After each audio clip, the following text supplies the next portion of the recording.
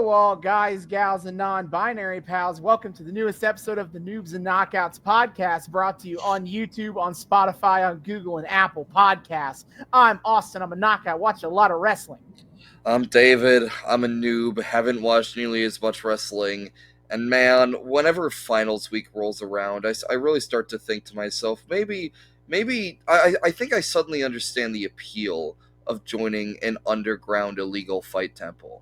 I think how much simpler my life would be if I could just disappear and then show up in Boyle Heights, California, at an illegal fight temple and not have to deal with all this bullshit studying. Thank you. I mean, I do have to point out that a sociology degree has a much lower fatality rate than working in the temple. Yeah, well, sure. And to that I say, exactly, where's the fucking excitement? We are back in Lucha Underground. Last time we were here, we watched season 2, episodes 13 and 14. And tonight we're going to watch episode 15. Just the one. Slowing it down. No Mas, which we will get to. No Mas than one episode, actually. One episode, then no Mas. No, then no Mas. Then no Mas. We'll get to what the episode descriptor is for this time, and oh boy, is there some hot stuff going down on that. But yeah, let's talk about what happened last time we were in the temple. Oh baby. Last time we were here, Dario Cueto brought Phoenix, Drago, and Aerostar into his office just to tell them they're not going to be a tag team. To go fuck themselves. Instead, Phoenix is going to tag team with Jack Evans and the Darewolf. So how about that? But Aerostar and Drago would have a match for an Ancient Aztec medallion upcoming right now. Yeah, just actually go out there and try to destroy your friendship once more. Fuck now, you. I think it's very important to remind the people where we are on the Drago lore. Last time we were here, we established two very important things.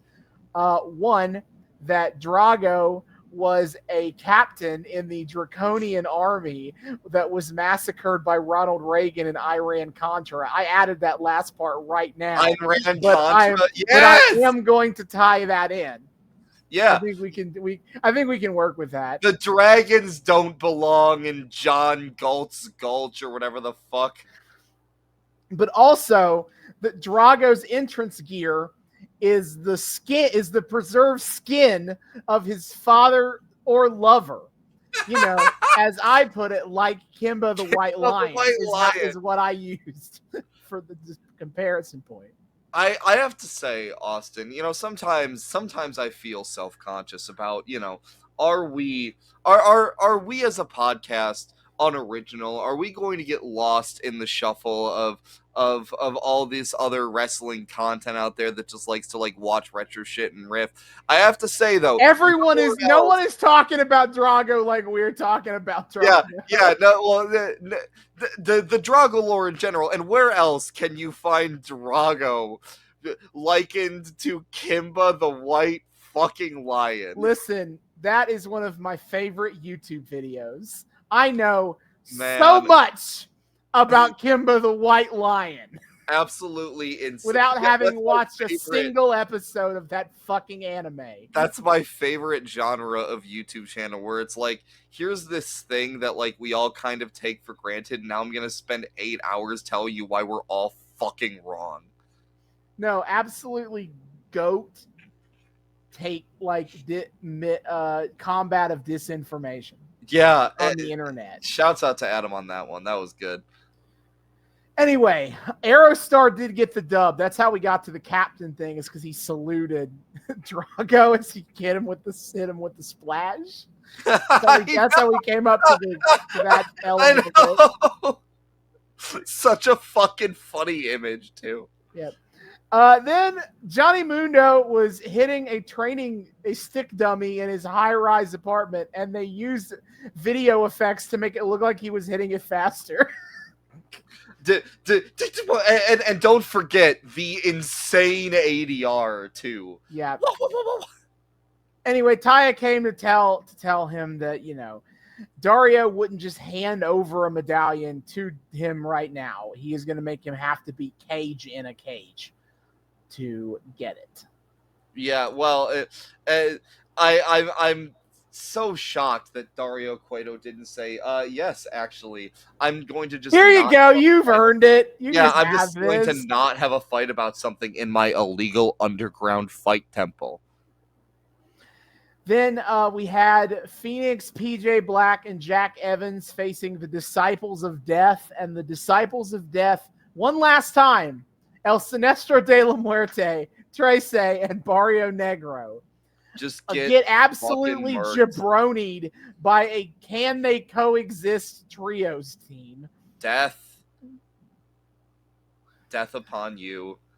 Yeah. Then the Menage a Trois Brutality were in Dario's office, where we learned that this Trios tag tournament has one round, and that next week all three teams that have thus far won a Trios match will be in a 4-way against the Menage a Trois for the Trios titles. Brother, absolutely like dicked over. Oh, the poor Menage a Trois. Yeah. Then the Disciples of Death are eating their shellacking from Katrina. Katrina's like, give me a reason why I shouldn't kill you all right here, right now. And Sinestro De La Muerte's response is to kill his two brethren, eat their hearts, and absorb their powers. What? Three disciples for the price of one. You just gotta do a little bit of soul absorbing. I guess Katrina is figuring that one disciple with the power of 3 is better than 3 with the power of 1 each. I guess she's looking at it. Let's think about it. They had like a couple good matches, and then it's just all been the fuck downhill from there, really. They have just consistently lost. Damn. So, just as putties should. Then it is Matanza versus Mil Muertes for the Lucha Underground Championship. Crazy fucking match. A match with a finish so crazy they had to censor Matt Striker saying fuck live on commentary because he couldn't help himself. Yeah, because it ends in a no contest because Mil Muertes put Matanza through the roof of Dario's office with a flatliner. Jesus H. Christ, it was so fucked up. I'm still not over that finish, dude. Holy shit. But here's something else you shouldn't be over yet, is we go back to the police station. Oh my god. We see their extremely goofy board of missing posters featuring the wrestlers that didn't sign new contracts for season 2. Where is Big Rick? Meanwhile, as Reyes continues putting together the shittiest case against a known murderer of all time, her Councilman Delgado, I believe that's it. I think so, yeah. Is like, you're in my jurisdiction, and my employer would prefer if you stop pursuing Dario Cueto. And he reveals that he isn't working for the mayor. He's working for someone more powerful. Yeah, and I should be so not over it that I need to be not over it until literally the end of the fucking show. Yes, we don't learn who his employer is until the final stinger of season 4. Were they expecting to get renewed? They were hoping. They were hoping for one final season. Brother. I think we could have gotten a wrap up if we had gotten a season 5. Oof, ow, and also owie. Whatever. Then the second episode we watched after that was pretty much all matches. We get the cage match between Cage and Johnny Mundo. Despite the best efforts of Taya and Johnny, Cage does pull this out here and get the medallion. Very fun match, though. Yeah, it was super fun. The Taya Johnny shenanigans were just so fucking goofy, but I love getting to watch them operate as just a mischievous little power couple. It's kind of cute, you know? Yeah, we're gonna get we're gonna get so much more from Taya and Johnny Mundo, and I'm happy to hear it. Then we are going to straight to the main event, except Dario Cueto announced that Angelico has had an unfortunate accident and he will not be able to defend the belts tonight. So Ivelisse and Son of Havoc, get on out there. Yeah, I feel like this is like the last we've seen of Menage a Trois brutality, at least for a while. These fucking guys cannot catch a goddamn break. Well, I think their problem is they catch too many breaks, if you get my meaning. Specifically of limbs, yeah. Too many breaks of bones they're catching. A very specific type of break. No, that's a fair point. Fair enough. But anyway, we have the 4-way match between. Let me see if I remember what we gave these people last week. The Dream Team of Prince Puma, El Dragon Azteca Jr., and Rey Mysterio versus the Criminal Connections, Cortez Castro, Francisco, and Joey Ryan. The Menage a Trois brutality, Ivelisse and Son of Havoc. And the Animals, but not in a way that would get you sued. Phoenix, Jack Evans, and PJ Black. Yeah. And the Dream Team pull out the dub and are the new Trios champions. Yes. Real shocker that Rey Mysterio showed up in Lucha Underground and was almost immediately handed a belt. I'm so fucking shook by that one. Dude's had like 4 matches tops. If that. Because it's Aztec Warfare. Aztec Warfare. Did he not have? Did he not? I felt. No. Okay, let me see how many. Because did he just go immediately into the tag tournament? I didn't think he did. He might have had he did. So yeah. In his 3rd match in Lucha Underground, because he did Aztec Warfare and then the Trios tournament.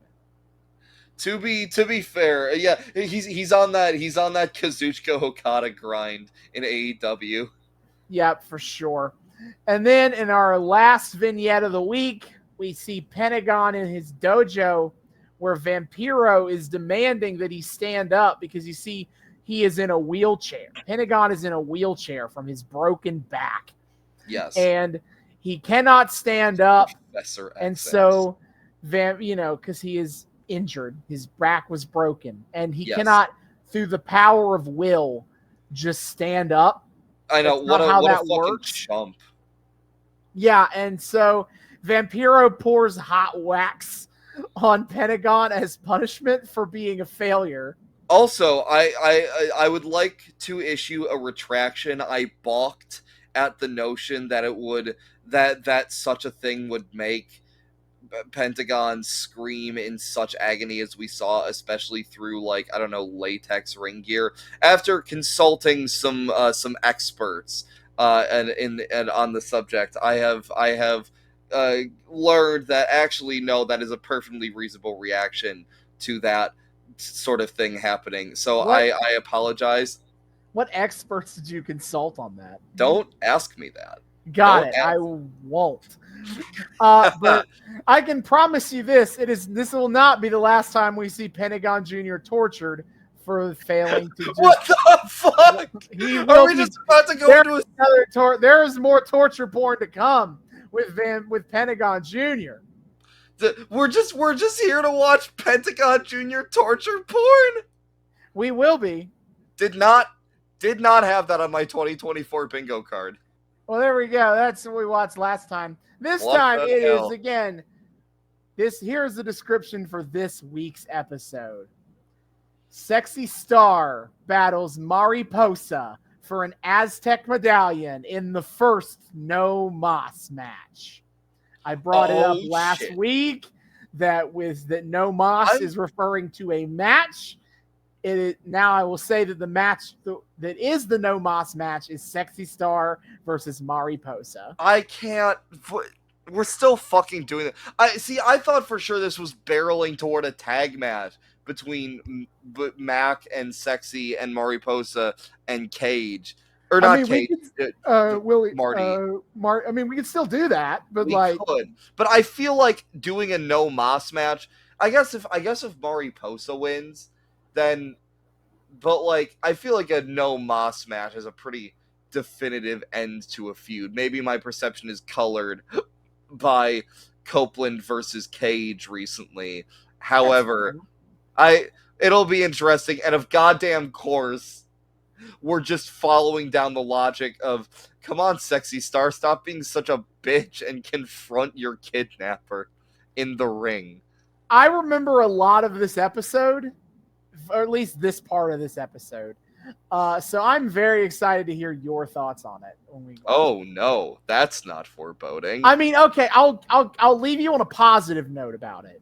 Oh, the No Mas match is pretty universally considered one of the best matches of the season.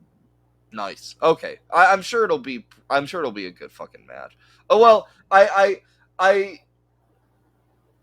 am a little reassured, I guess, because when I have seen Mariposa thus far, I'm like, ooh, she feels, I guess not green because it's fucking cheerleader Melissa, but she feels. I feel like from what I remember, Sexy Star and Mariposa both kind of rose above how good you'd expect them to be for this one.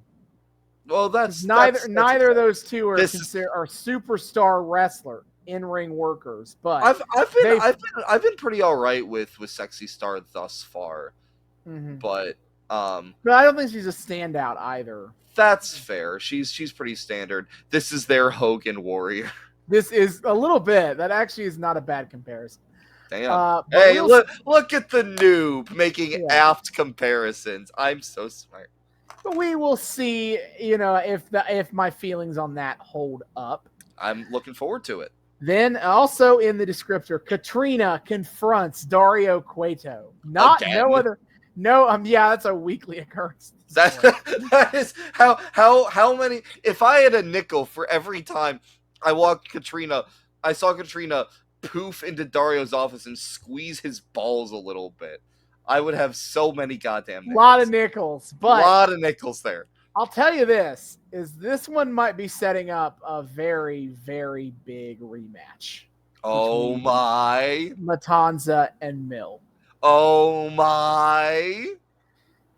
Then we have luchadors have matches for the other available medallions. It's true. We're just barreling toward the Aztec belts again. We're gonna see a lot. I mean, there's only because they've given out 3 medallions so far.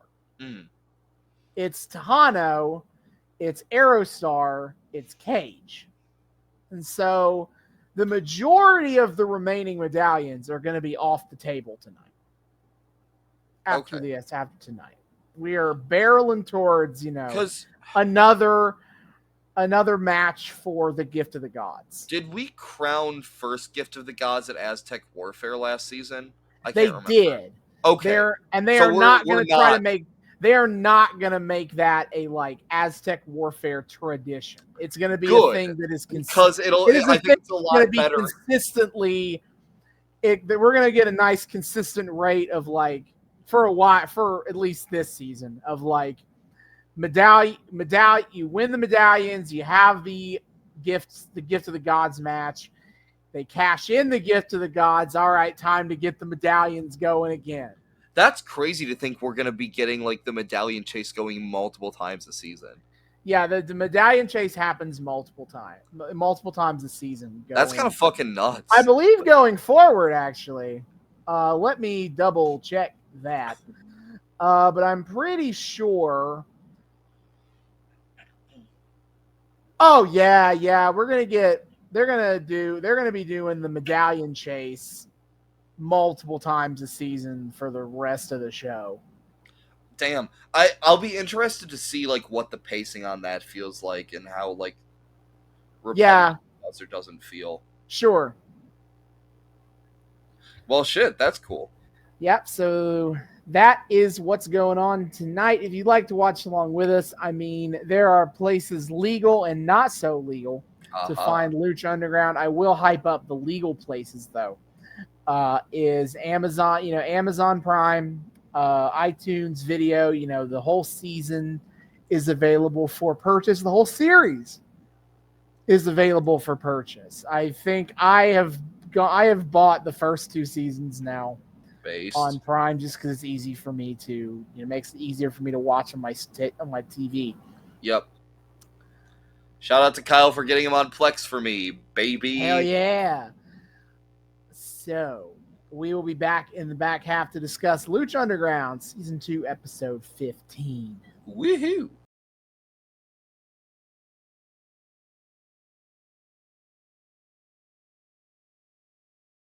And we are back. We have finished Lucha Underground Season 2, Episode 15, No Mas.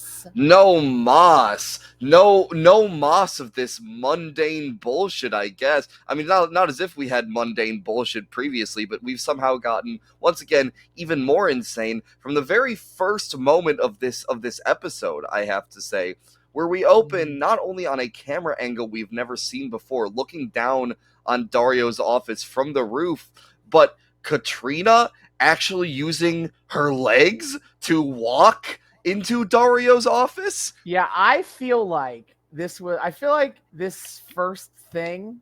First, I want to say, as an overview of the episode, it's fascinating because I feel like we talk so much about episodes of Lucha Underground that have crazy lore drops that happen. Yeah. I don't think that happened here.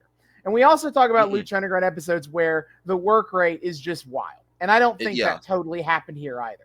What this episode had was a lot of really cool character moments. Yeah, I would agree with that. I think we're really upping the stakes amongst everybody, at least a lot of the major players at the temple right now, right? This was an episode that was focused on I like kind of advancing arcs to their next level. Yeah. Last time we kind of got some things wrapping up, the Mundo Cage feud, for example. Here we're looking at the next chapter in season 2, I suppose. Yeah.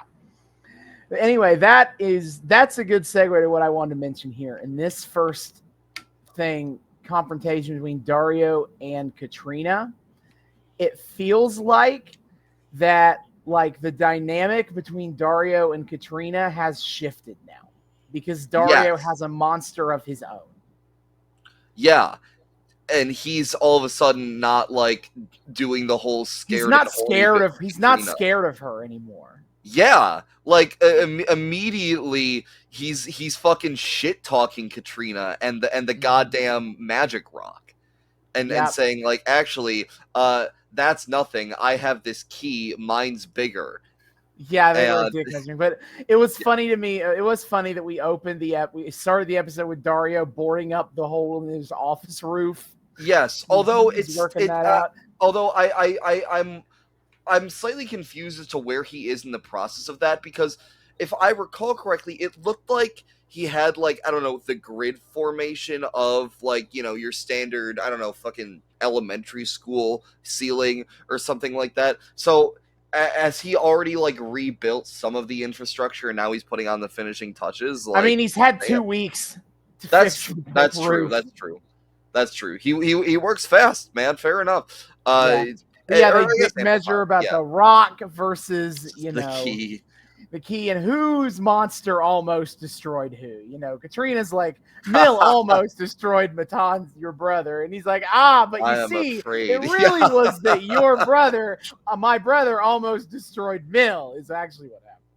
So, of course, the only answer to this is yet another match so we can see who really destroys who. And Dario Cueto pulls a book out of low-key my internal storytelling when I do GM mode on WWE 2K of if someone has a favored match type that's like they're gonna be like doing that match type as a sort of like, all right, well, if you can beat me in my specialty match, then you will truly be at the apex of our rivalry. Now, I love that Katrina was like, I know you fear Mill, but if you deny Mill his rematch, even fear will not save you. And Dario laughs at the idea that that he would deny the rematch. Like, why would I do that? He's like, I like money too much. Excuse you. But yes. But he's going to prove how not scared of Matanza they are by putting this match next week, and it will be grave consequences. Yes, Mill's signature match. Someone is going to perma-die at the end of the next episode. What the shit? But then Dario raises his own stakes for a thing he proposed. Yeah. Because he's like, actually, why have one coffin when we could have 4? Next week will be graver consequences. The gravest of all consequences, actually, is the gravest consequences. The whole ring will be replaced by a coffin. True. 4 grave, 4 consequences. There we go. 2 grave, 2 consequences next week. But also there's 4 of them, so times 2. But then Katrina's like, I like the way you think. And as she's going to leave, again, walking out the door because she doesn't have the intimidation factor. Where's Black Lotus? Where's Black Lotus? She's supposed to be guarding the fucking door. Dude, so many people barged into Dario's office this week. What is your point? What is her purpose at the door, if not to stop that from happening? Does she have the week off? I didn't think Dario gave weeks off. I guess she had the week off. I don't... Oh my god! Yeah, the Black Lotus door security It will be like a year before we even get to this, but like I will argue that retroactively there is actually a character reason why Black Lotus wouldn't be around on a given week. But that's like a season 3 bit. It's so far in the future. Sure. Anyway. But then Katrina's like, after next week, there will be no question of who destroyed who. Oh boy. Yeah, someone is going to die. I was not expecting one of these 2 monster men to not make it through season 2, so this is going to be insane. One of them will be dying. One of them will be just fucking dead. Insane. But we cut to the temple proper. Bang Data is back. Someone's doing some very important research about bedroom activity with Bang Data. Outstanding. And the most important research is done with Bang Data. Yeah, done with Bang Data. That's where when I'm looking for some data analytics consultancy, all right, I go to Bang Data. I go to Bang Data. And over on commentary, we have certainly people I'm far less likely to contract out as consultants, Stryker and Vampiro. Stryker, the little creep, opening the show by calling Melissa Santos the most precious jewel in the temple. To which even Vampiro's like, bro, what is your problem? He shakes his head and goes, and Vampiro is also very horny. So it's bad when Vampiro. This is very much a dude. What is your problem? Yeah. Vampiro, also a pervert, says, what is your deal? And then speaking of perverts, Marty! Oh boy, Marty is all up. Marty is in the perfect position to slip the date rape drug into Melissa's drink if she had one. Bro, poor Melissa here. She's doing a great job at selling like the awful dissonance of dealing with workplace sexual harassment while also still having to do her job. So she's just like gently pushing Marty away. No, there was a fun moment where Marty tries to like move his hand to like caress her face, and she, without even looking at him, pushes his hand away. Yeah. Oh, I feel so bad for her. Poor woman. Oh. Yeah.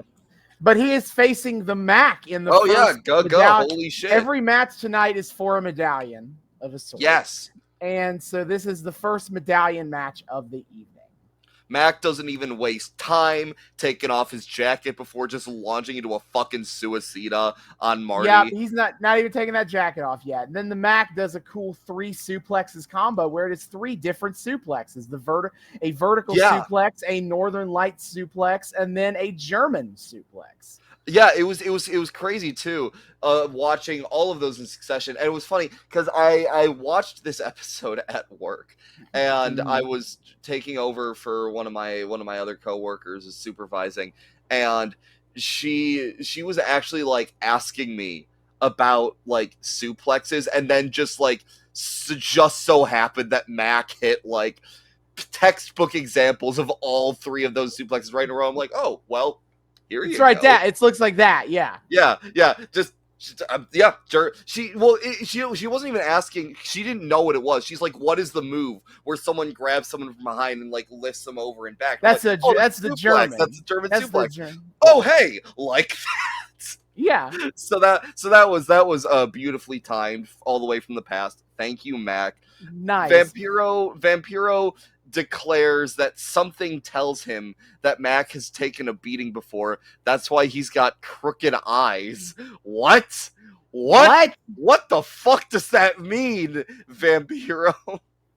Just remembering that Vampiro talked about helping the poor youths of in the ghetto or whatever. My God, season 1.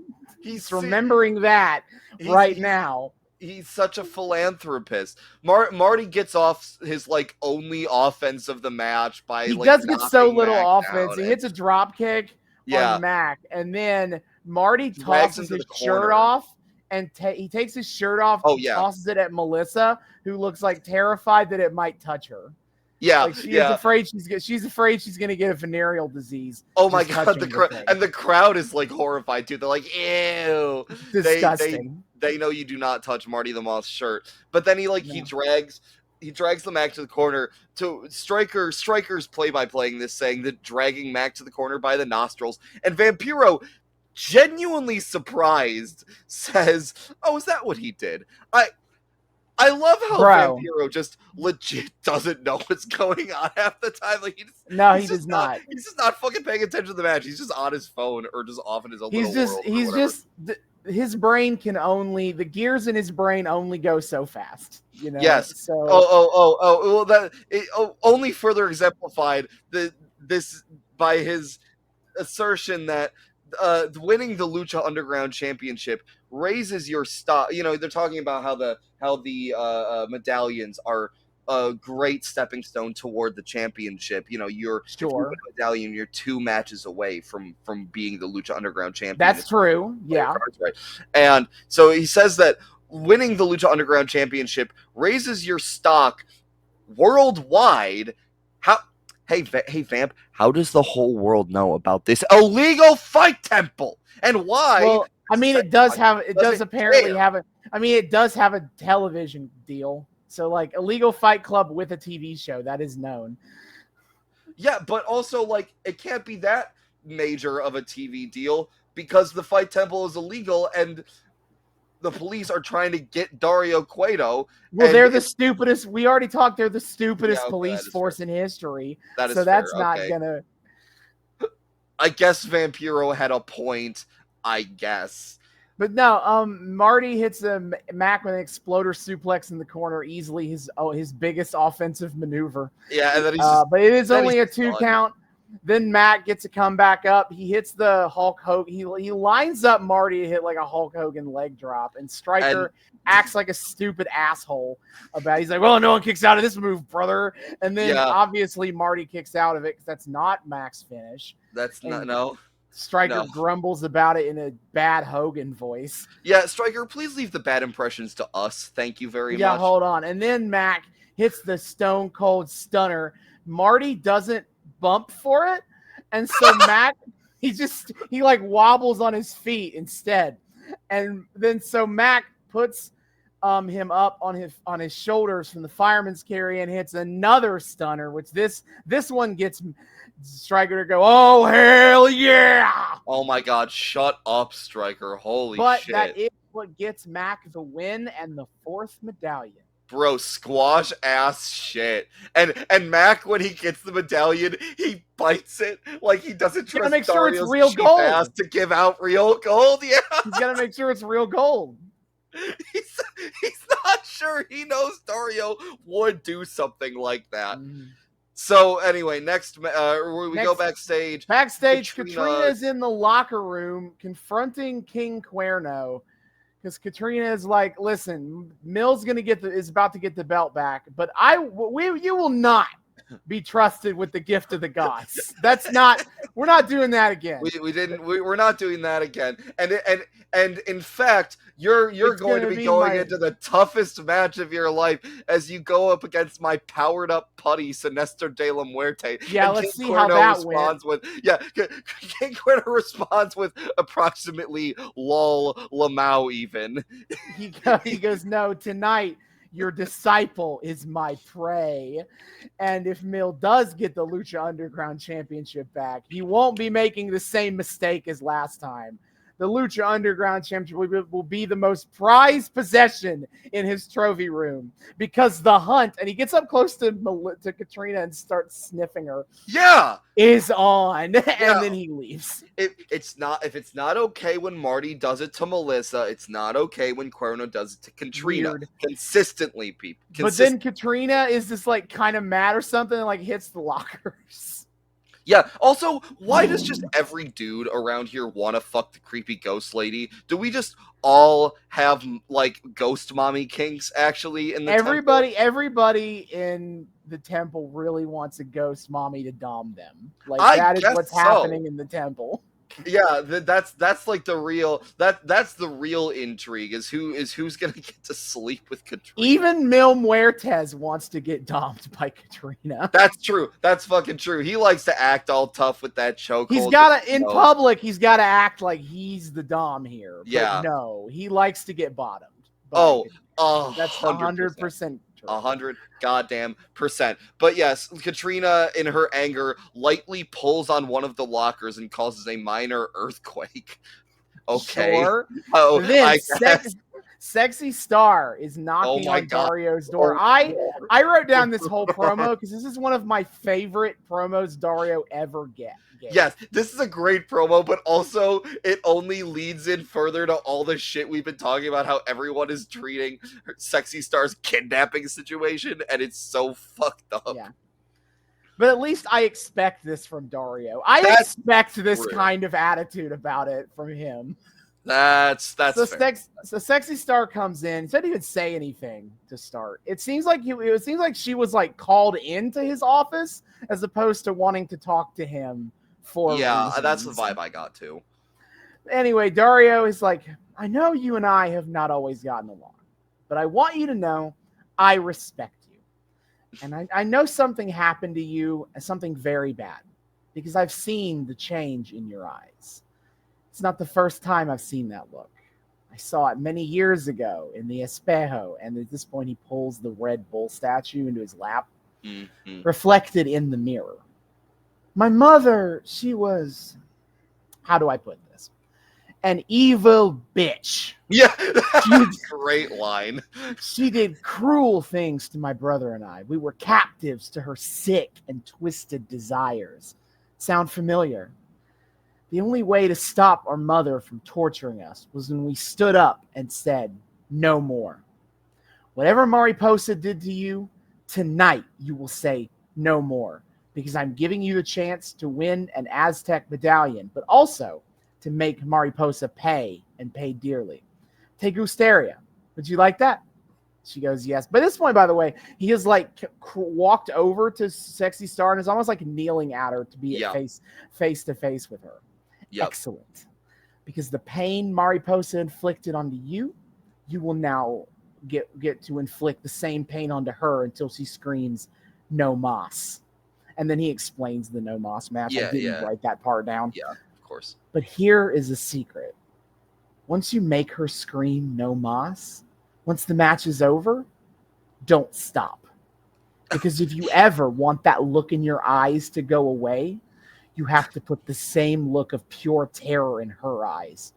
Trust me, It works. I'm pretty sure, Dario, we have studies on how retributive justice doesn't actually grant emotional closure, but okay. And Tiendez, do you understand? And she goes, yes, I understand. And she walks out and leaves. Okay.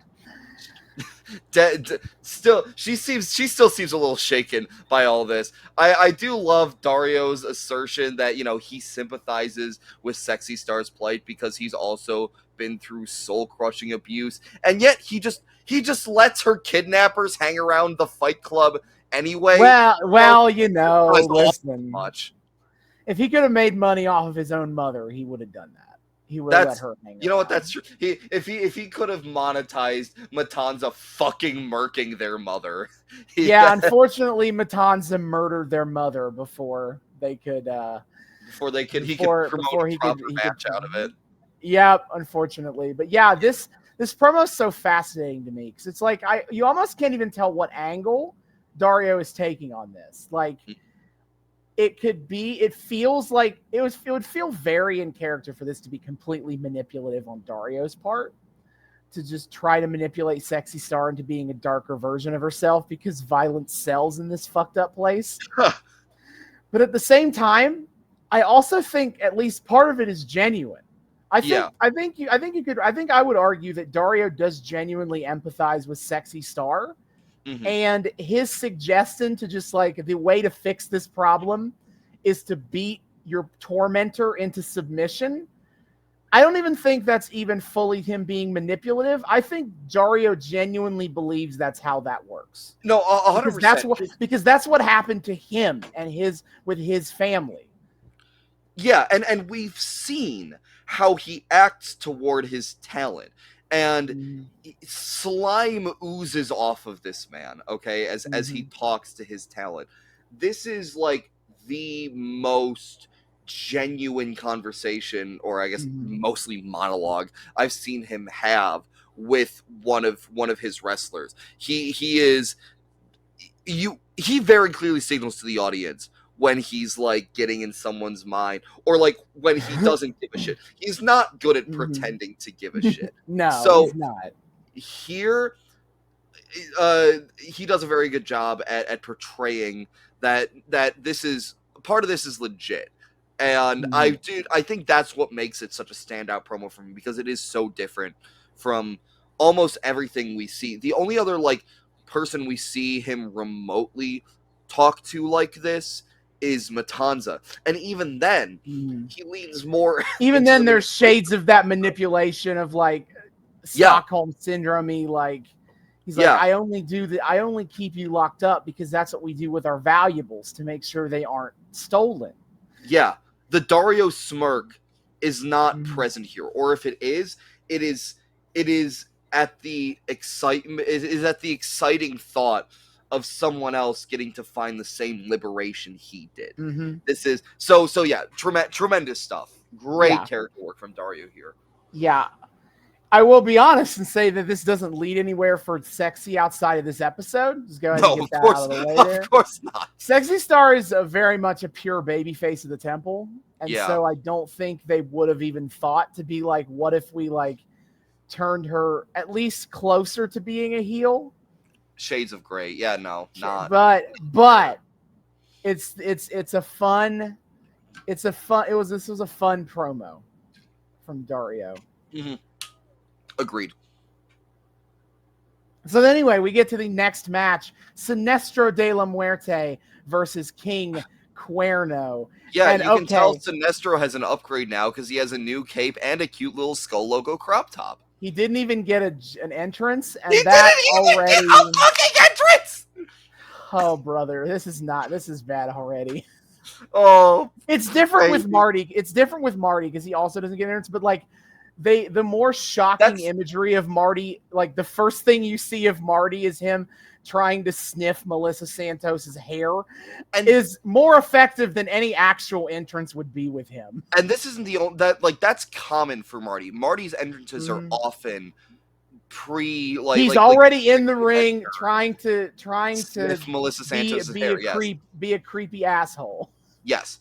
So that one's fine, but here, oh brother, this dude. Okay, I'll be up front. I knew Sinestro De La Muerte won this match. Of course he did. Yeah, of course. I forgot how this match actually played out. Oh my god. Okay, so King Cuerno actually gets his entrance. Stryker on commentary notes that he wears a 7-point buck on his head as a message to his opponents that he collects trophies in the form of souls. What? Stryker. He then proceeds to say that Cuerno has a deep spiritual connection to the Aztec medallions. Which then leads into Vampiro saying, hey, everybody's got to pay attention to the whole history of the 7 tribes thing. Yeah. It's beautiful. Yeah, it's 1,000 years old. Yeah, it's magical. Wait, time out. What? What do you mean it's magical? It's magic. It's the most magical 7 tribes on Earth, Austin. I mean, literally magical. And I'm like, wait, hold up. I mean, I guess, considering we have, I don't know, the fucking lizard tribe and is the dragons, were they their own tribe? I forget. Were they one of the tribes? No, the dragons were not a tribe. Okay. Hold on. All right. The Lucha Underground tribes. This is very important. Yes. Deer, jaguar, eagle, moth, death, reptile, and rabbit. Yeah, I mean, tribes. Death. I always forget about the death tribe. I mean, to be fair, tribe. Prince Puma did conjure like jaguar strength to punch through a heavy bag, so maybe that's true. I don't know. But yeah, Stryker and Vampiro, please stop trying to build King Cuerno lore. We already have our lore hawk with Drago, okay? King Cuerno is just a dude who likes to hunt stuff, but he's also a freak who likes to hunt human beings. It's the greatest, it's the world's dead. It's the most dangerous game as a person. Yeah. That's all we need from this guy. Yeah, no, we do not. Spiritual connection. Why does the deer tribe get the most deep connection to the medallions? Mm-hmm. Well, okay. Well, maybe the thing is that maybe the deers were like the spiritual tribe, the way that like the moth tribe were the rich people. Yeah, but what? But they have to all of the medallions. That doesn't what? No, I can't abide by this. Okay, whatever. Cuerno just beats the shit. Remember, I want to remind everybody. I want to remind everybody that this is the big Sinestro De La Muerte power-up re-debut match. Yeah. He has sucked the souls out of his other 2 disciples. He is powered up now. This is him in his new peak performance, and King Cuerno beats the dog shit out of him almost immediately. And then Cuerno hits a running Hurricane Rana to send Sinestro De La Muerte to the floor. Cuerno goes for the arrow from the depths of hell. Katrina interferes and hits Cuerno with the rock in the head. Yep, and then Sinestro De La Muerte hits one springboard leg drop, his one and only offensive move in the match, and he wins off of that. Yeah, glad to know Sinestro got so much out of absorbing the souls of his 2 compatriots. I mean, it's like I said last week. Sure, he multiplied his power with the power of all 3 disciples of death, but 3 times 0 is still 0. Yeah, baby. We fucking I thought there were I was legitimately anticipating like Sinestro would actually be like some kind of a threat. Like I was kidding a little bit about like the whole putty thing, but no, he's one of the like super putties that like beats up on the Power Rangers a little bit before he then gets beat. The powered up Lord Zed putties who are supposed to be stronger, but also if you hit them in their fucking Z logo, they just disintegrate. Yeah, it's like that. Now he is upgraded to a Lord Zed putty. Oh baby! Oh what power! What What stature? I'm quaking in my fucking boots. So yeah, Katrina has to interfere to win the match for Sinestro. Real great investment here from Team Evil Death. At what point is she going to cut her losses on this? This Disciples of Death thing hasn't been working. Fallacy at this point. Like, she's like, fuck, I've invested too much. I can't go back now. Yeah, Vampiro tries to put the finish over. He's like, wow, it's just like a guillotine from the French Revolution. Cut its head off. Okay. We all forgot, actually, that, like, in the French Revolution, what they did to cut the royals' heads off was, like, jump and smack their leg, drop their leg on the back of their neck. That's actually how the guillotine worked. Yeah. Well, you know, Robespierre, his own personal guillotine was named the Hogan. You know, it's deep tradition. So yeah, Katrina doesn't even fucking lick Cuerno. She just whispers something in his ear and then hits him with the fucking rock again. She's just trying to kill him by rock. But I will say that Matt Striker was a weirdo again, because right before Katrina does this, he goes, Katrina is about to bless Cuerno with her tongue.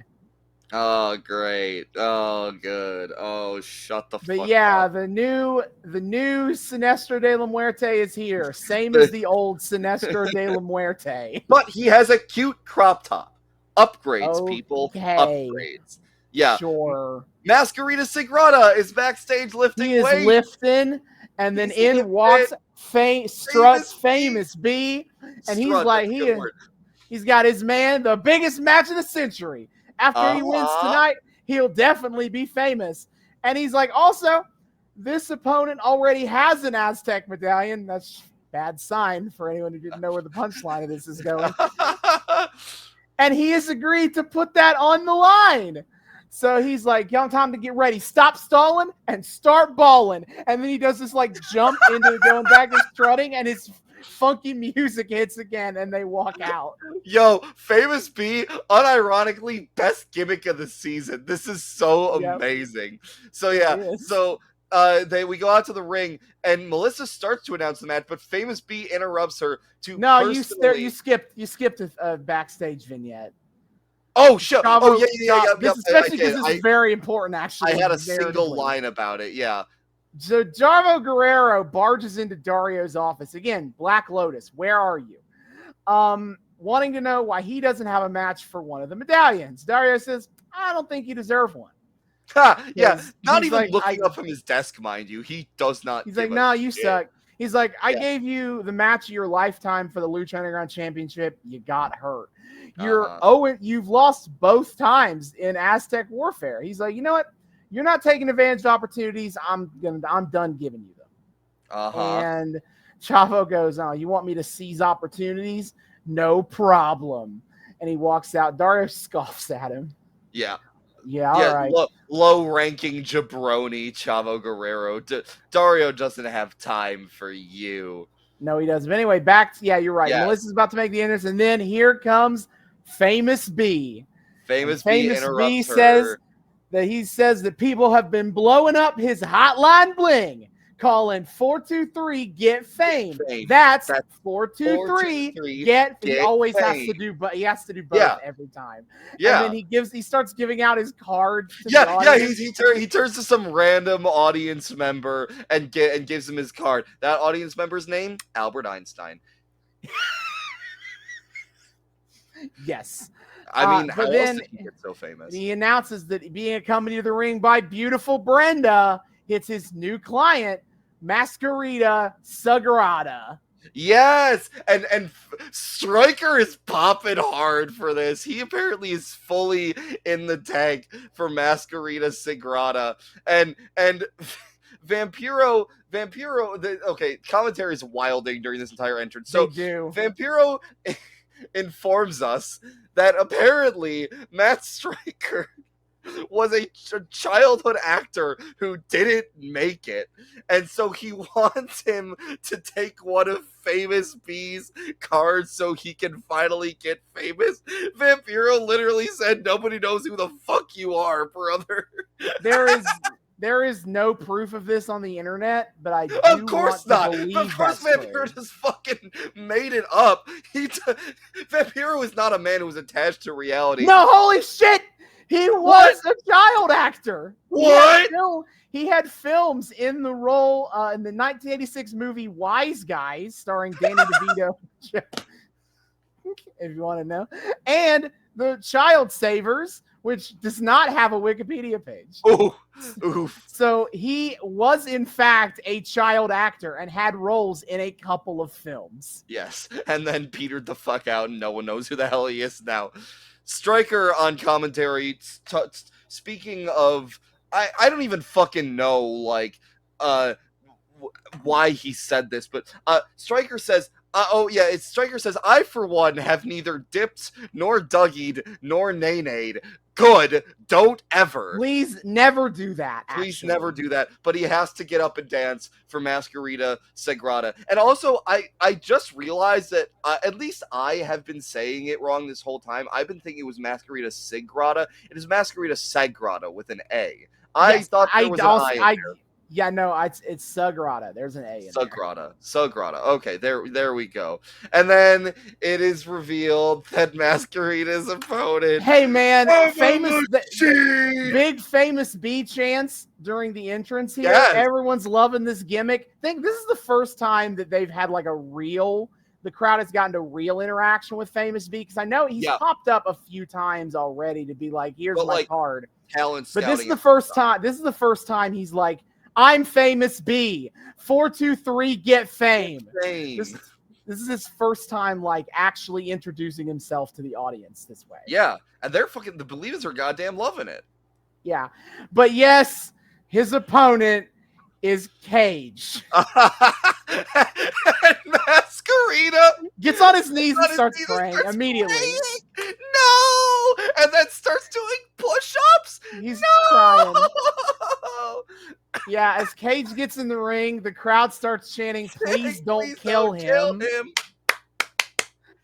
I said I'm not writing notes on this, and I wasn't, because there's not really a lot to write notes on.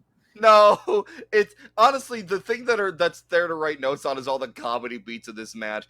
Brenda is like is so worried about Famous B. At one point, she's like she refers to Famous B as her baby. Like Cage is. I want to believe that beautiful Brenda thinks Masquerita Sagrada is an actual child. Literally, yeah. They're not like dating or anything. She just thinks he's literally like a baby. She thinks he is literally a child that can wrestle. Yeah. Oh no! So yes, Cage is just like, really. Masquerita Sagrada is, for your information, at this point in time, nearly 50. He's 59 now. Oh my God. At the time of this show airing, he would have been, actually, by the time this aired, he would be like 51 years old. Oh my fucking God.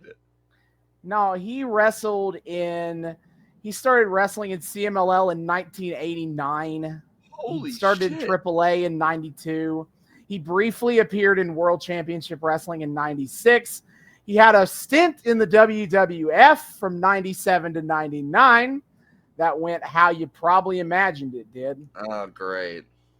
He did pop back up in the WWE in 2006 when for a brief time, and I do mean an extremely brief time, SmackDown had what they called a juniors division, where they just featured minis wrestling. Okay.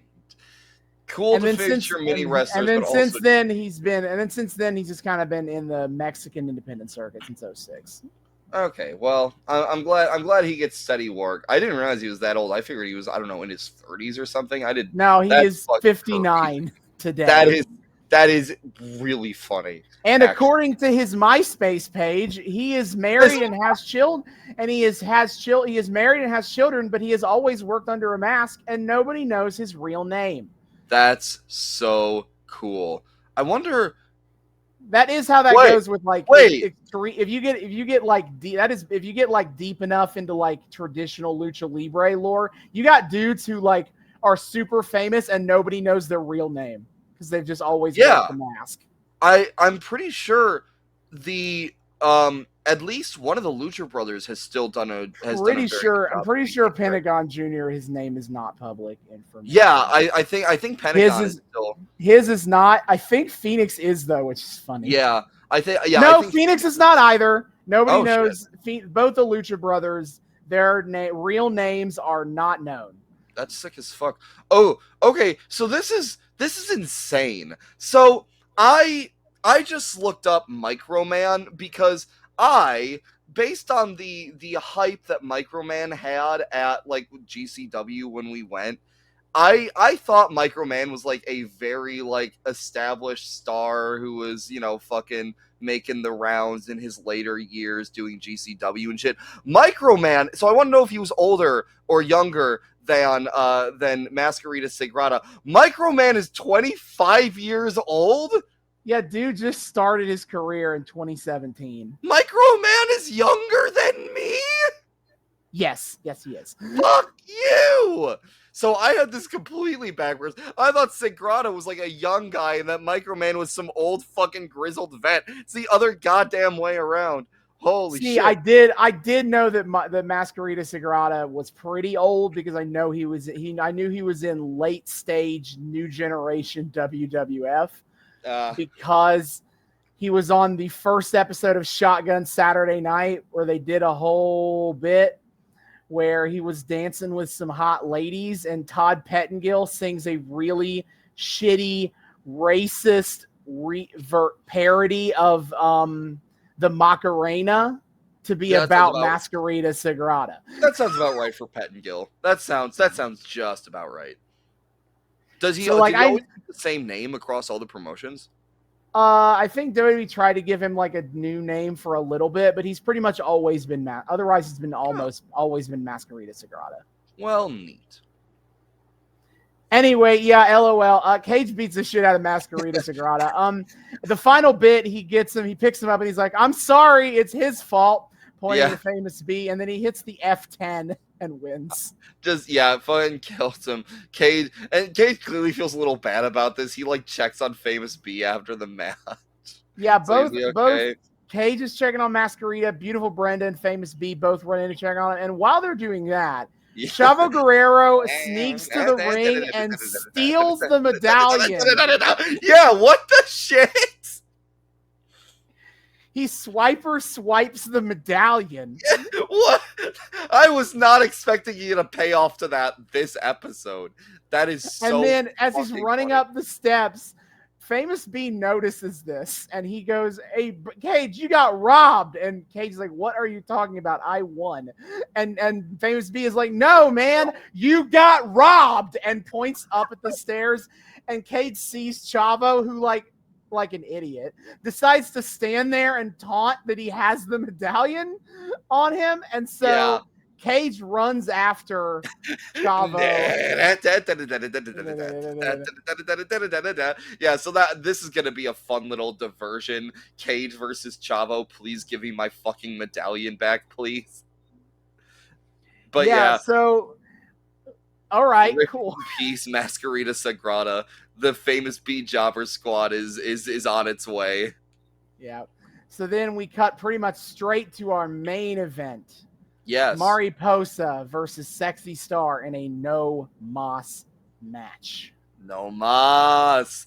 And Stryker off the bat is referencing the no mas or I quit matches of yore. Actually referencing the Magnum Tully match that we are also following an arc for now. Call us in 4 weeks and we'll be watching that match. Neat. He also alleges that Mick Foley was never the same again after his match with The Rock, where he took 12 chair shots to the head. That's probably correct. But also, if he was feuding with The Rock, that means he was Mankind. So he was already fucked up. What are you talking about? I mean, I think legitimately. I think he's talking about the real brain damage. Oh, that's fair. Story. That's fair. Although I feel like Mick Foley still is like pretty okay. Like probably CTE'd to hell, mind you. But he's better than I think he should be. But yeah. That everyone kind of agrees that like that was one of the most ill-advised moments in his career. That's fair. I don't know if we'll ever cover Royal Rumble 99, both because that match is deeply uncomfortable to watch, and also that show sucks broadly speaking. Oh no. I mean, what happened is that the idea of the build at the end of the match is that Mick Foley is handcuffed and The Rock is beating him with a chair unprotected. The idea is that Mick Foley was supposed to fall over and be unconscious, and then it was there was a whole fucking angle to this where Mick Foley had said in a pre-match promo, he had said the phrase "I quit," talking about the match. And so the idea was that The Rock beat Mick Foley unconscious and then played the clip of Mick Foley saying "I quit" as if Mick Foley was saying that in the moment. Basically cheating to win, of course. Yeah. The problem is that Mick Foley was so battered in the head by the chair shots that he forgot to go down. And so The Rock's solution was to continue beating him in the head with a chair until he went down. So he took significantly more chair shots than was the original idea. Dwayne, what? Dwayne, why would you do that? It's played as The Rock is inexperienced and didn't really know how to handle this situation of Mick is blowing the spot and I don't know what to do. So I'm just going to keep replaying the finish until Mick does what he's supposed to do. Talk to him. Something. What the fuck? Okay. Well, and then obviously they make a whole big hullabaloo about it, especially because in the documentary Wrestling with Shadows, it was that documentary is famous for many things, including it was supposed to be Brett. It was supposed to be a documentary about Brett's final ending time in the WWF. Oh yeah, and the general time period of that Attitude Era stuff. And then obviously it takes on a lot more significance because of because they get a shit ton of footage of the Montreal Screwjob in the works. Yes. But among other things, they do talk about Royal Rumble 99 in the documentary. And Mick Foley talks about how his whole family was in the front row for this show. And they had to watch, and his young children had to watch him get beaten to death with a chair. Holy shit. Holy fucking shit. That's insane. Mm-hmm. But yeah, maybe one day we'll watch Royal Rumble 99 and get to examine that match in total. But that is the big thing about that match, is that Mick Foley blew his ending spot, and so Rock's solution was hit him with a chair until he does what he's supposed to do. Well, the more you know, I guess. Holy shit. Well, that was a fun diversion to a little quip that I was making. Mm-hmm. Oh boy. Okay. Well, back to this this fucked up no more match. Yeah. So what the fuck else do we got? And then we start off the match. I don't know what you do or don't have in the form of match notes. I have a lot. I went pretty. I didn't catch everything, but please. I went pretty in depth with it. I really enjoyed this match a lot. Oh, me too. I did quite definitely. I see what you were saying with they both rose above their limitations here. Yes, I think very much lived up to my expectations. Mm-hmm. In memory of the match, especially the ending bit as it went on. That was hype as fuck, but we will get to it. Yeah. So they start with some back and forth wrestling to start the match. Mariposa grinding Sexy's face into the canvas and then getting her in the corner with the big body blows. It starts very like a normal wrestling match, which is interesting for a match that has no rules from the start, but I kind of like that. Yeah. The ref asks Sexy while Mariposa is choking her in the corner with her foot, but Sexy says no. And then Sexy gets in charge, starts hitting some big shots in the corner. Sexy hits the Three Amigos and then the Boston Crab. Holy shit. Sexy started executing Three Amigos this early into the match was insane. Yep. She goes for a single leg Boston Crab. Mariposa also says no. Yep. Then Mariposa flips her over and locks Sexy into a modified death lock. Yeah. And also starts kicking Sexy in the back of the head, in the back. Yeah, there's just utterly brutalizing her. Matt Stryker notes on commentary that there are no rope breaks for this match, which is very brutal. But it's made very funny by the fact that as he says that, Sexy Star grabs the ropes and I think Mariposa lets go. Yeah. Was it Rick Knox who was officiating, or was I it? think I think it was Marty Elias. Yeah, I think Marty. Elias. It was Marty Elias. Marty Elias is like, I don't know, and Mariposa's like, I'll let go anyway. All right, it's fine. We'll get out. I'll let it go. It's fine. Vampiro on commentary notes how the fans are almost in a stunned silence while dudes continue to yell and holler at the match. They were not in stunned silence. In fact, in stunned silence. They got like quieter later, but like. He said that as dudes are going like, yeah, woo, kick her ass. Okay. Yeah, they get quieter when things get a lot more dire. Yes. Overall. Yeah. Oh my God. They start brawling on the outside. Mariposa sends Sexy Star into the railing. Mariposa grabs a chair and like chokes her with it. It's like slamming the front of the chair down her neck. Yeah. When that doesn't work, Mariposa grabs other chairs and just starts chucking them at Sexy Star's head. Just piling them on top of Sexy Star. just create a little mountain of chairs. Yeah. But Sexy does end up fighting her way back up. She throws Mariposa into the other guardrail on the opposite side. She puts a chair in between Mariposa's crotch. Sexy grabs another chair and just swings it into Mariposa for, as Matt Stryker calls it, Steely Dan. Steely Dan. Yeah, Sam from Glow would be very proud of this cunt shot. Absolute vagina shot with a chair. This like coming right the fuck after I watched Tony Storm cheap shot Thunder Rosa at Dynasty 2. I do not see lady cheap shots often, so getting one I feel right like we need to normalize cheap shots of kicking women in the vagina, especially when like there was a decent while there where like the common like trope in wrestling is that below the belt shots don't work on women because they don't have balls. Yeah. And it's like, no, actually, if you punch someone in the vagina, it would also hurt the same way it hurts getting kicked. Yeah, it also fucking sucks. Yes. Yeah, yes, that correct. would also hurt. I also want to point out that a little earlier in the match, Sexy Star got Mariposa into a position where she was like fucking chopping her. I think this was still while they were on the outside. Holy shit, Sexy Star's chops sound like they could shatter a sternum. Oh boy, this woman sure does like to stiff people. Holy shit.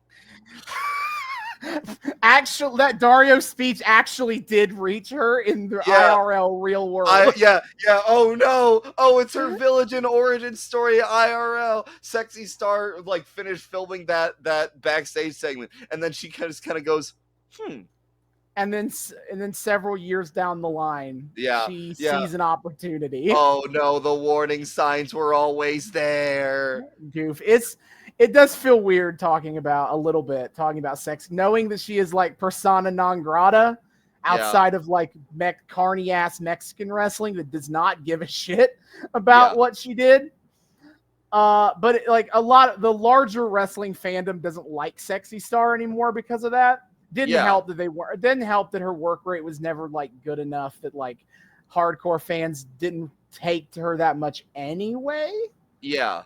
Like there's definitely a subset of fans that like thought she was the weakest of the Lucha Underground protagonists because she is not as good in ring as Prince Puma or Rey Mysterio or Pentagon Jr. But yeah, it's weird talking up like adored by all babyface Sexy Star. Yes. Knowing that like she is going to tank her reputation in about a year. Yeah, I know. We'll talk about it more when we get there in Lucha Underground time, but holy shit, brother. Mm-hmm. It's a similar but much less dire as like the Alberto El Patron dynamic. Because of course Patron did like actual crimes. Yes, Patron is like an actual terrible person, but like and that one's even weirder to talk about because like people like Sexy Star in Lucha Underground. People people for Lucha Underground and for a lot of Mexican wrestling, people were just ready to suck Alberto El Patron's whole cock. That's so true. Like that was even weirder because like it was an even higher high and an even more like horrifying fall from grace. It's fine. Alberto El Patron just fucking main evented Triple Mania with Nick Nemeth. Oh my fucking god! Nick Nemeth won the fucking AAA Mega title off of him. Well, good. Get his ass out of here. Now that he no longer. I mean, of course, Conan doesn't give a shit. He will continue to get booked, of course. Yeah. Definitely no one cares about Alberto El Patron's crimes. Yeah, especially Conan. Yeah. Anyway, so let's see, where was I at? All right, Sexy Star gets Mariposa to the steps. Mariposa, though, fights back, sends Sexy Star into the railing, and then drags Sexy Star's body hair first up the entire concrete staircase. Oh my god, that was absolutely insane. Stryker is talking about how Mariposa is dragging Sexy Star through the gaggle of humanity known as the Believers. You're not poetic. Also not really, because the staircase has no believers on it. Yeah, that's very much the point. Well, whatever. It's just, once Mariposa gets Sexy Star to the top of the stairs, she starts tearing at her mask, but doesn't really follow through on it. She just tears a little. She's like, okay, I'm done.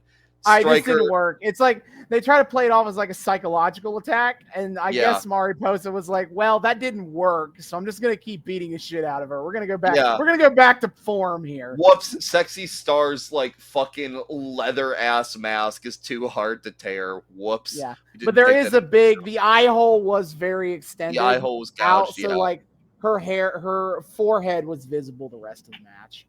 Yes. Then Mariposa they're fighting up on the balcony. Sexy Star pushes her over onto like the side roof where like the storage closet is in the temple. Sexy Star starts climbing up the rigging as they're going up to the balcony. Bro, that was it. I have never seen like this was like what really got the match crazy. It's crazy to me they haven't gone here yet in some of the other crazy matches. Yeah, no one has ever gone up this high up yet. Yeah, it's cool that they reserved this spot for a match like this. It really helped elevate it. Stryker comments on this saying, I'm a big fan of adjectives, but this can only be described as dangerous. Stryker, if that's the only adjective you can think of, I promise you that you are not that big a fan of adjectives to all of our surprises. But he needs to unpack his adjectives some more. I know. But he also references the famous scaffold match where Jim Cornette took a bump off the scaffold and shattered his legs. Jim Cornette watches this match like, I don't know of anyone stupider PTSD from Jim Cornette. Well, Jim Cornette watching this match like, I don't know of anyone, any bigger dumbass in this industry than Sexy Star. Just keep on projecting dumbass. They are fighting up in the scaffolding. Mariposa multiple times has Sexy Star hanging over the rail and I thought for sure someone was going over her ass. I thought for sure. Vampiro all the while is getting fucking war flashbacks to climbing the Jumbotron against Sting at Starrcade. Vampiro, which also went terribly. Did it? Yeah, he took that bump was awful from what I remember. Yeah, I think he was supposed to be on fire. He then proceeds he then spends the next stretch of the match just with the energy of "Mom, come pick me up. I'm scared. I'm very uncomfortable with the energy." They're really playing this up as like, okay, hold on, guys. This is going a little far now. The best part is Stryker turns to Vampiro and basically says, "Yeah, all right, Vamp, that's cool and all, but that match didn't mean shit because you weren't fighting over a fucking Aztec medallion." That's funny. It's like, none of those matches in the past were fighting over the Aztec medallion, were they? So really, shut the fuck up, Vampiro. Yeah, but Sexy Star gets busted open. Yes. She is bleeding, and they start fighting back. They start fighting each other, and they end up climbing back down. Yes. To the storage roof. And here comes Marty. Marty creeps his way up the wall of Dario's office. No, they did have a great shot of Sexy like getting back onto the roof, and then from behind, Marty is creeping up behind her. I didn't know it was possible to be creepy to a wall, and yet Marty still manages it. No, but Marty attacks Sexy Star.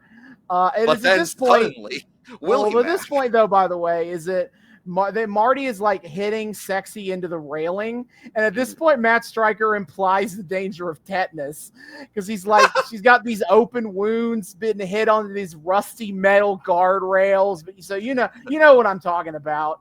He doesn't say it, but he is implying the threat of tetanus. Not allowed to say tetanus on live TV, just like they weren't allowed to say that Gangrel was drinking blood. I guess. But then here comes the fucking Mac. Here I come to save the day. Yeah, I will say, I found this to be a little repetitive after we already watched Mac like win a squash match against Marty earlier, and we're just running it back later this episode. Yeah, it's like there is kind of like narrative parallel there to have like both get like as an end point to this storyline broadly, have Matt get the win over Marty at the same episode as Sexy beats Mariposa.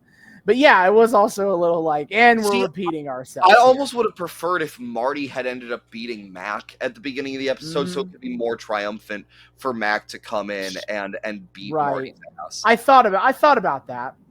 Yeah, whatever. It's a little nitpick in an otherwise great match. It doesn't actually matter. Sexy and Mariposa hop back down to the bleachers. Sexy Star takes someone's purse. Yeah, uses it as a weapon there. I was like, what the fuck? Crazy. But then Mariposa chucks Sexy Star back to the ringside floor. And then, Mariposa does the like wheelbarrow carry of Sexy Star. And she swings Sexy Star head first into the announce table. Yes. Jesus and Christ. Matt Stryker is losing his shit. She's like, how is she still going? How does she still have fight in her? How does she still have fight? Fun fact, Europe also asks the same thing about me when it notices that I use a VPN to watch AEW. How does he still have fight? How does he still have fight? So Mariposa has murdered Sexy Star against the announce table. Sexy Star is now fighting against the CTE. Yeah, true. Yeah, Sexy Star gets thrown into the ring. Mariposa gets her in like some kind of like leg pretzel wheelbarrow. Hold on. Hold on. Before we get to that fun moment, Mariposa goes for the butterfly effect. Sexy escapes. And then big clothesline from Mariposa. Yeah, Mariposa gets in the leg lock.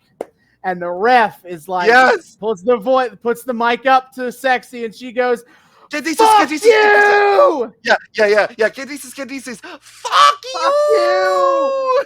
Fuck you, Mariposa! The believers go. Yeah, that was crazy.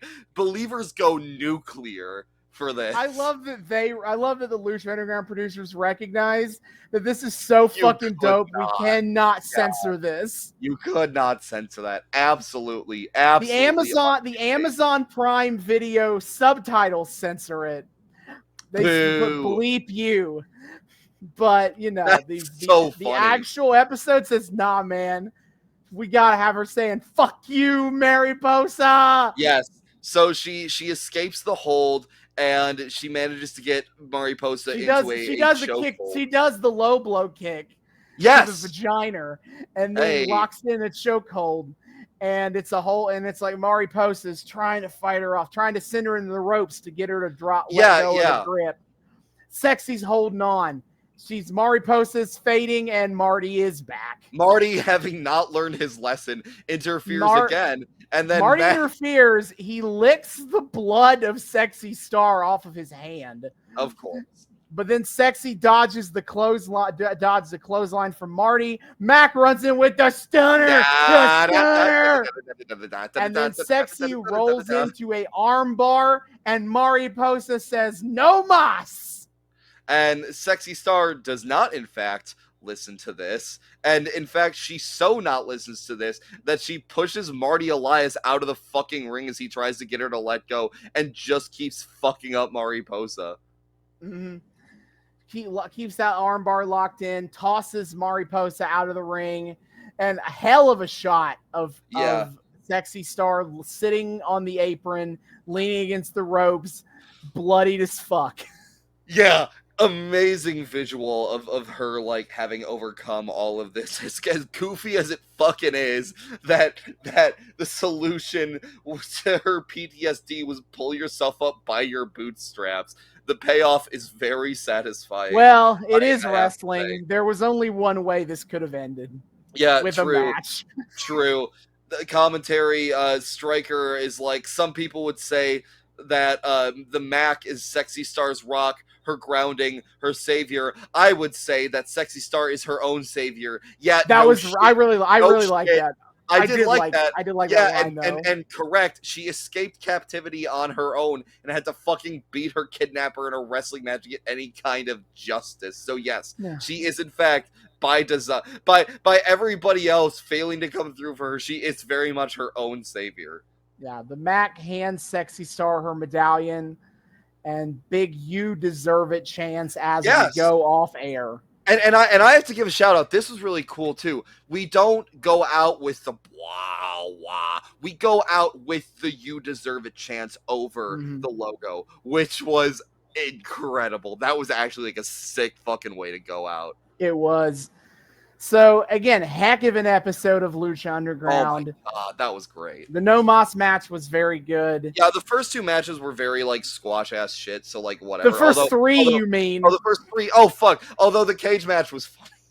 Cage match was funny. And the Sinestro match was unintentionally funny. It was unintentional. It was a, oh my god, we're actually fucking still making him a total. This guy still sucks. This guy is still awful. We now have 6 medallions given out to Hano, Aerostar, Chavo Guerrero, the Mac, Sinestro De La Muerte, and Sexy Star. Yes. So we are one away, right? One more medallion. Yep, one more medallion left to get. Yeah, we burned through that shit tonight. So one more medallion and one in limbo as possessed by Chavo Guerrero. Yep. We will see if Dario honors possession being 9/10 of the law. I could see his carny ass doing that. I could see him be like, well, you seized your opportunity.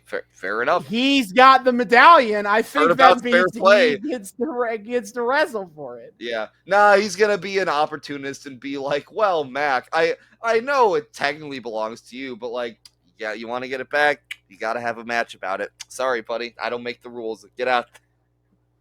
So, but next time, though, we'll be having graver consequences. For three grave, 5 consequences. There we go. 3 grave, 5 me. Yes. But that is for our next time in Lucha Underground. Next time on this show, though. Yes. We're finally here. It's time for Backlash 2006. Oh, my most anticipated pay-per-view of all time, you mean? Oh, yeah, baby. It's Vince McMahon and Shane McMahon versus Shawn Michaels and God. Yes. And also in something I have never seen before, headlining the pay-per-view, John Cena, Edge, and Triple H sharing a ring together, having a match against each other. That's such a novel concept. Good thing they didn't just run the shit out of some variation of that in the weeks leading up to Backlash. Otherwise, I'd be really fucking bored by what otherwise would be kind of an exciting match. Good thing they didn't do. But they didn't do that, so you should. They didn't. Yeah, no, it's fine. It's fine. Yep, it's finally the end of our time with Vince's war on God. It is mercifully a short storyline, but mercifully. By the grace of God, some would say. That's true.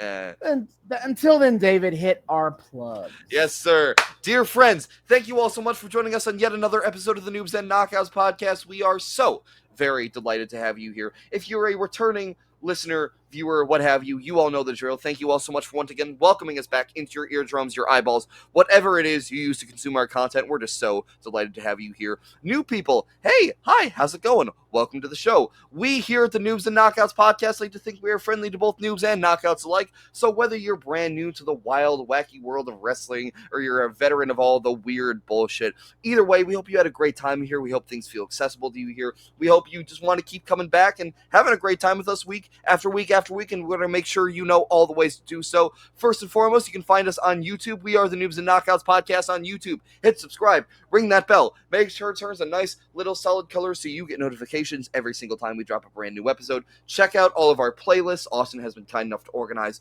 all the storylines that we follow into their own separate playlists. Austin is also being so kind as to slowly but surely start to put together compilations of our arcs for you to follow. Those are going to go up on YouTube at some point in the future. Yeah, it's just finding time to like actually put that together. Oh, no pressure, brother. That is a nice little bonus cherry on top that I'm delighted by. No rush whatsoever. These jabronis got their playlists, all right? They can wait. Dear viewers, we love you, but you guys can wait. Patience, please. We are just some goofy little guys after all. No, but either way, we would never get booked by Tony Khan. That's how much of goofy little guys we are. Yeah, and it's only because we're goofy little guys and for no other reason. There is no other reason why we would not get booked in on a nationally syndicated wrestling television show. There is no other reason. Yep. Thank you. But yes, and on top of all of that, on the YouTube version, you can see our beautiful, lovely faces. I don't got a joke this time. We both just have very nice looking faces, and you should look at them. Just saying. So anyway, but if you hate us and don't want to look at our faces, I mean, I guess you have 3 audio only options. If you think we got faces made for radio. Hey, true. Faces made for podcasting. We got to update. Keep up with the times. Anyway, audio only version on Spotify, Google Podcast, and Apple Podcasts. Check us out there and do the whole audio platform podcast thing. Download our show so you can listen to us offline. Give us some sweet engagement in the forms of likes and ratings and reviews if you would be ever so inclined. Some maybe 5 stars or maybe some kind words to encourage other people to listen to our show. If you feel like it, greatly appreciated. Just overall, check us out. Spotify, Google Podcasts, Apple Podcasts. On top of all of that, we have social media. We exist past this void that we find ourselves in week after week, and we're going to tell you all the places on the interwebs that you can find us. First and foremost, of course, is our Twitter. You can find us on Twitter at Noobs and Knox Pod. That's at Noobs, the letter N, Knox Pod. Come check us out there. We do memes and discourse and the whole fucking Twitter thing. We put up a post every single time we drop a brand new episode, so you guys always know what the hell is going on. Highlight of our Twitter is, of course, weekly wrestling live tweeting every Wednesday night at 8 p.m. Eastern on TBS. We are watching and talking about AEW Dynamite and just having a grand old time hanging out for all that shit. Additionally, when I have the time, I do a lot of the live tweeting here, and I am a shameless AEW mark. So when I have the time on Friday evenings at 10 p.m. Eastern on TNT, well, when they're not being upstaged by the NBA anyway, we will watch and tweet about AEW Rampage sometimes, and sometimes on Saturday nights at 8 p.m. Eastern on TNT, we will watch and tweet about AEW Collision. Have a great old time there. That's just kind of whenever I have the chance to. So if you're not sure, just come look at the page and see if we're talking about it. And even if we're not, feel free to tweet at us or whatever. I don't fucking know. Twitter, it's a thing, and we like to have fun there. On top of all of that, Austin being the knockout that he is, likes to follow all three of the major American wrestling promotions, likes to tell you guys about it, likes to tell you about some of the shows they have going on, some of the major events. Sometimes they'll even tweet out about the pay-per-views, and this is kind of our chance on the show to talk about modern wrestling, on top of giving all you noobs in the audience a chance to, maybe see what you might want to watch if you're interested in getting more into this whole wrestling thing. So, my friend, what is on the docket coming up? Sure. So let's start TNA. If you want to watch TNA, and please do, actually. The pay-per-views were not great last time. Please do watch TNA. But yeah, you can watch TNA on Thursdays at 8 on Access TV, or, like real people do. You can watch it with a YouTube sub, 8:30 p.m. Eastern on Thursdays on YouTube. But also, every month they don't have a pay-per-view. They have a exclusive monthly play on their TNA Plus service. And upcoming on Saturday, Friday, May 3rd. I was trying to think of when May 3rd was. That's Friday. Friday, May the 3rd is Under Siege. Pretty interesting card here. The main event is going to be Broken Matt Hardy teaming with Speedball Mike Bailey and Trent Seven against The System, everyone's favorite heel stable of Moose, Brian Myers, and Eddie Edwards. I saw about this. It was supposed to be Nick Nemeth, but Nick Nemeth got injured, kayfabe injured, or maybe not kayfabe injured. Not sure. I think it's got to be kayfabe because, as I alluded to, he did just beat Alberto El Patron at Triple Mania. That's fair. So I'm pretty sure it's just kayfabe. Yeah. I also saw that Ryan Nemeth was there for that. I didn't know he was hanging around TNA while his brother was there. So, he's got to support his brother. Yeah, I guess so. Mustafa Ali versus Ace Austin for the TNA X Division Championship. That's two of the better high flyers they got in TNA these days. That match is going to bang. Alex Hammerstone versus Jake Something are two hard-hitting dudes that are going to absolutely bang. That's the meat. That's the meat match for you. Meat. So yeah, that's on May the 3rd on Friday. And then WWE, Raw on Mondays at 8 on USA Network. SmackDown Fridays at 8 on Fox. Yes. And on Saturday, May the 4th, will be live from France, Backlash of France. Yes. They're just WWE fucking takes Europe, I guess. Yeah, they're really committed to B pay-per-views. We're just going international. We're just fucking going for it. Yeah, why not? Mm-hmm. Main event: Cody Rhodes versus AJ Styles for the WWE Championship, and then we also have Damian Priest versus main event Jey Uso for the World Heavyweight Championship. Bayley will be defending her WWE Women's Championship against Tiffany Stratton and Naomi. Oh shit! I saw the beginning of a promo segment about that. I didn't. Yeah, know it was Tiffany Stratton. Yeah, it was Tiffany Stratton Bayley was talking up I'm giving new opportunities to women, and Tiffany Stratton is like, yes, I accept. And she's like, no, I was actually talking about Naomi. I was not talking about you. And then of course they did, of course, what happens if you interfere with enough matches with two people enough, eventually you will get put in a triple threat with them. And that's basically what Tiffany did. It really is a life hack. I'm surprised more people don't do it. Yeah, it's easy, infinite money glitch of WWE. Just interfere with matches until you will eventually get a match if you interfere enough. Infinite championship match glitch. It makes perfect sense to me. But then the Kabuki Warriors rip in peace their tag title reign because they're gonna defend against Jade Cargill and Bianca Belair. Dear. No. Those belts are getting off Damage Control real quick. Real fucking quick. It is over. It's over. Oh yeah, no. After WWE keeps catching shit for how they're using Jade Cargill so far, they are 100 goddamn % belting her up just to be like, actually no, fuck you. And then of course, It is Randy Orton and Kevin Owens versus the Bloodline, aka Solo Sikoa and Tama Tonga. Yep. I feel bad for Kevin Owens. I don't think this guy has had a storyline not involving the Bloodline in like 3 years. Bro, I know. That's not even okay, that's not obviously literally true, but it's also like, God damn it. Please. We talk all the time about the Jericho vortex, but we do not. Owens is stuck in the Bloodline vortex. The Bloodline vortex. And he's also about to lose because this is the first match of like the new Bloodline with Solo pretty much in charge while Roman is gone, and Tama Tonga's first match with the big match with the Bloodline. Yeah, they're beating Randy and Kevin. That's going to happen. Yeah.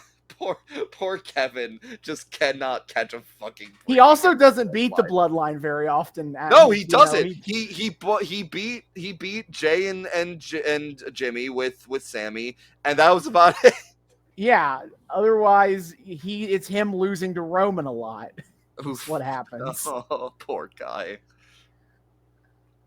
But it's okay. It's all. But yeah, you can watch that on Peacock. You know, WWE streams live all their shit on Peacock now.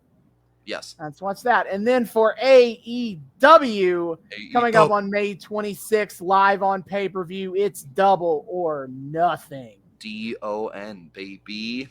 We already have a few matches set for that too, which is absolutely insane. Obviously we have Willow Nightingale against Mercedes Moné for the PBS Championship, which I don't know what they're gonna do with that. Yeah, I don't either. That's going to be interesting to see. Like, it would feel so insane to have Mercedes immediately lose. Yeah, right. But also, you're going to have a fan riot on your hands if Willow drops the belt in a month. Yeah, this is going to be insane to see like what the fuck they do with this. I think they're gonna throw some spice in with like Statlander turning against Willow. I am expecting that to happen at this point.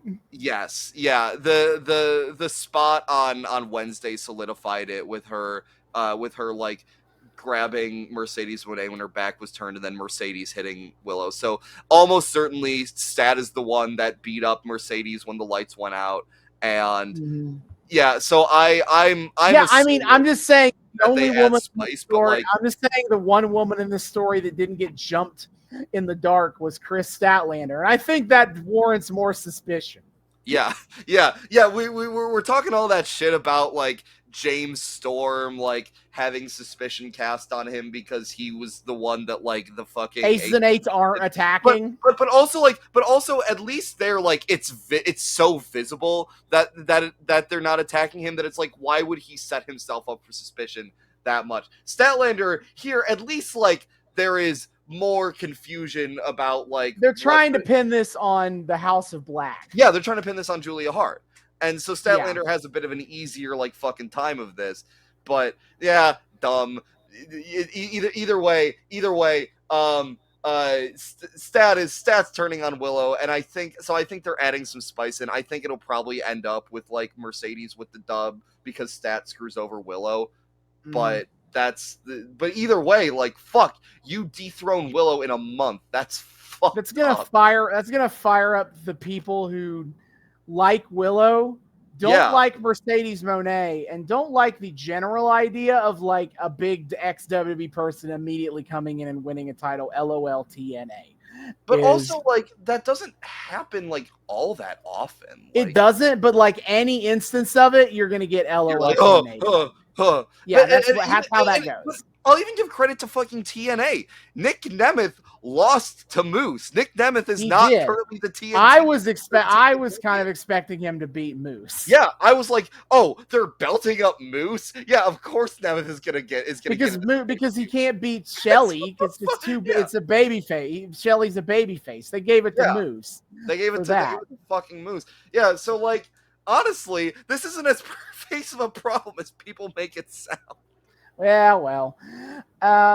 However, speaking of guys who are not winning at Double or Nothing, Roderick Strong is defending against Will Ospreay. That was so fucking insane. I mean, there's just no reality where Will Ospreay where Roderick Strong is going to beat Will Ospreay on pay-per-view. Bro, that's not happening. Will Ospreay has the most plot armor on him of all time after beating Danielson at Dynasty. This man is not losing for like a solid fucking year. Hey man, he may have beaten Bryan Danielson, but he doesn't respect neck health, and that's going to be where Roderick Strong They're going to punch him in the wiener and pile drive him through a table. Would a guy who respects neck health use the hidden blade, which is a punch to the back of the neck? That's true. No. That's true. Yeah, and oh my god, they're nerfing him by retiring the Tiger Driver, and he's still not gonna lose. That's true. And then Swerve, I think they've announced Swerve is gonna compete for the world title. Is gonna defend his world title against who we don't know yet. I have a theory that I know they're setting up a match next week. Yeah, I think they're going to announce on Dynamite. They're announcing on Dynamite. I think it should be Christian Cage.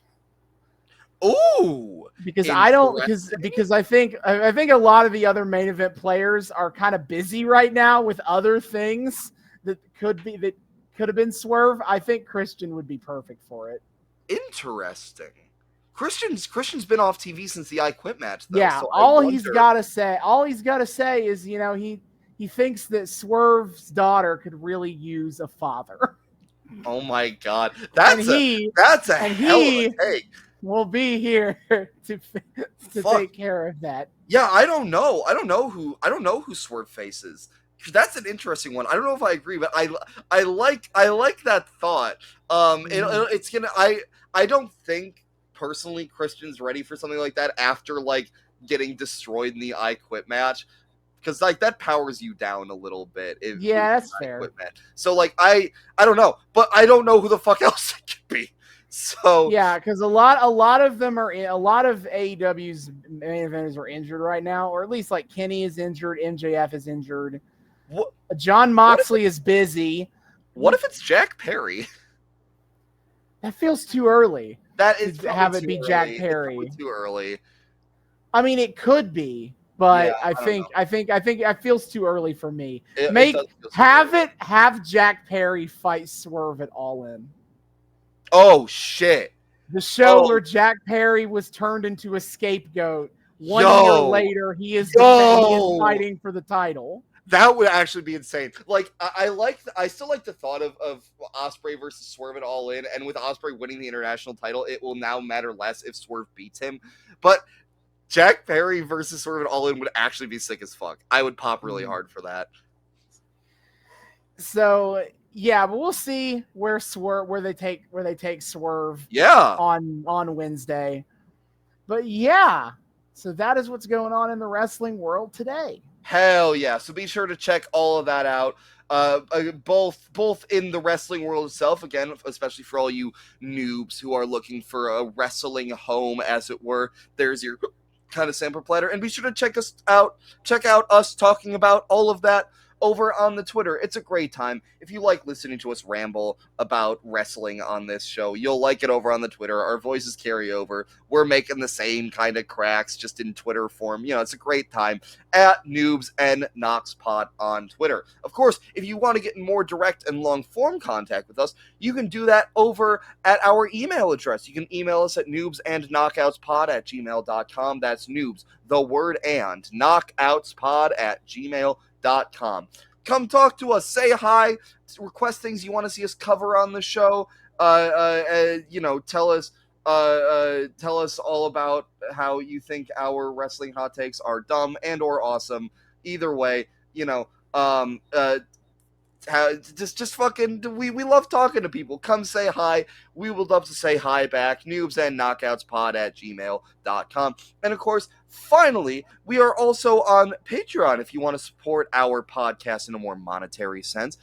We are the Noobs and Knockouts Podcast on Patreon. $1 a month gets you early access to episodes and a shout out at the end of each episode. Shout out as always to friends of the show, Sugar Daddy, El Lucha Dead, Money, Money, Money, and Dick the Cock Johnson. Say it right, Deadlock.